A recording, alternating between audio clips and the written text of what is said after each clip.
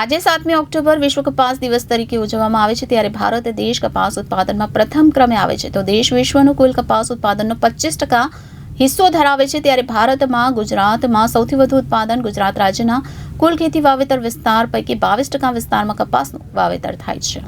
આજે 7મી ઓક્ટોબર એટલે વિશ્વ કપાસ દિવસ છે ત્યારે ભારત દેશ કપાસ ઉત્પાદનમાં પ્રથમ ક્રમે આવે છે તો દેશ વિશ્વનો કુલ કપાસ ઉત્પાદનનો 25% હિસ્સો ધરાવે છે તો ભારતમાં ગુજરાતમાં સૌથી વધુ ઉત્પાદન થાય છે અને ગુજરાતમાં 26.83 લાખ હેક્ટરમાં કપાસનું વાવેતર થાય છે।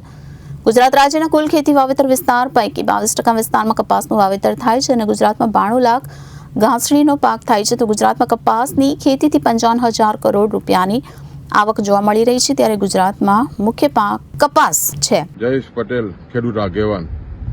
આજે સમગ્ર વિશ્વ કપાસ દિવસ તરીકે ઉજવી રહ્યું છે। 7મી ઓક્ટોબર એટલે કપાસ દિવસ ઉજવાય છે। કપાસના પાકનું ખૂબ જ મહત્વ ગુજરાતના ખેડૂતો માટે છે।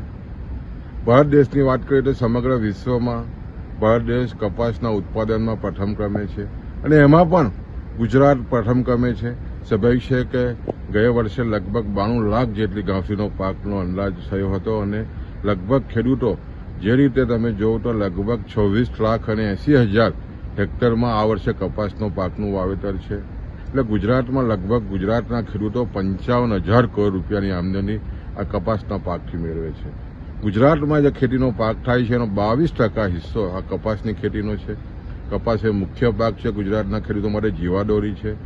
આજના 7મી ઓક્ટોબરે ખાસ કરીને ખેડૂત તરીકે ખૂબ ખૂબ શુભેચ્છા આપીએ છીએ અને ખાસ કરીને 80 લાખથી પણ વધારે જ્યારે ખેડૂતો અને એની સાથે જોડાયેલા કર્મયોગી કામદારો જેની ફેક્ટરી સાથે જોડાયેલા કામદારો 80 લાખ જેટલા કામદારો આ કપાસનાથી રોજગારી મેળવે છે। જ્યારે આજે 7મી ઓક્ટોબરે કપાસ દિવસની ખૂબ ખૂબ શુભેચ્છા આપું છું।